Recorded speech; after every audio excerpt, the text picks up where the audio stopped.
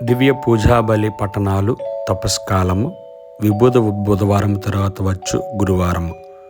ద్వితీయోపదేశ కాండము 30వ అధ్యాయము 15వ వచనం 20వ వచనం వరకు, కీర్తన 1వ అధ్యాయము 4-6 వచనములు, లూకా శుభవార్త 9వ అధ్యాయము 22వ వచనం 25వ వచనం వరకు. ద్వితీయోపదేశ కాండము 30వ అధ్యాయము 15వ వచనం నుండి 20వ వచనం వరకు.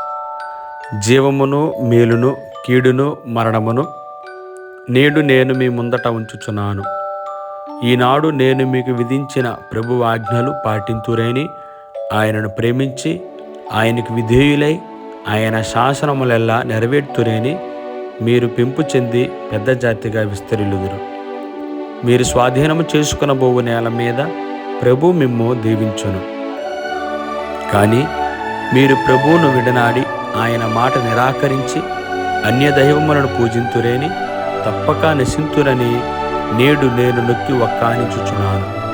మీరు యోర్దానుకు ఆవల వైపున స్వాధీనము చేసుకొనబో నేల మీద కూడా ఎక్కువ కాలము జీవింపజాలరు. ఈ దినమున నేను భూమి ఆకాశములను సాక్ష్యముగా పిలిచి చెప్పుచున్నాను.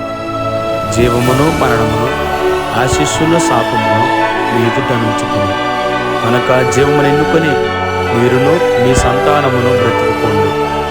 మీరు ప్రభువుని ప్రేమించుడు, ఆయనకు విధేయులు కండు, ఆయనయే మీకు జీవనమని విశ్వసించుడు.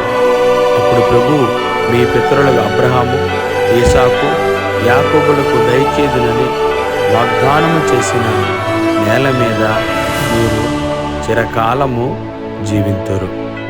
ఇది ప్రభుని వాక్కు. సర్వేశ్వరునికి వందనములు.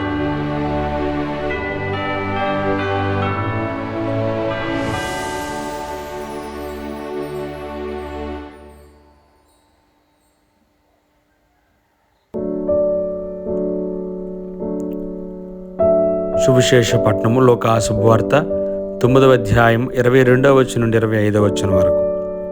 మనుష్య కుమారుడు అనేక శ్రమలను అనుభవించి పెద్దలచే, ప్రధాన అర్చకులచే, ధర్మశాస్త్ర బోధకులచే నిరాకరింపబడి చంపబడి 3వ దినమున ఉత్థానముగట అగత్యము అని పలికెను. మరియు వారందరితో, నన్ను అనుసరింప కోరువాడు తనను తాను త్యజించుకొని అనుదినము తన సిలువనెత్తుకొని నన్ను అనుసరింపవలెను. తన ప్రాణమును కాపాడుకొన చూచువాడు దానిని పోగొట్టుకొనును. నా నిమిత్తమై తన ప్రాణమును దారపోయేవాడు దానిని దక్కించుకొనును. ఒకడు లోకమంతటిని సంపాదించి తనను తాను కోల్పోయినా లేక తాను నశించిపోయిన ఎడల ప్రయోజనమేమి? ఇది ప్రభు క్రీస్తుని సువిశేషము. క్రీస్తువా మీకు స్తుతి కలుగునగాక. ఆమెన్.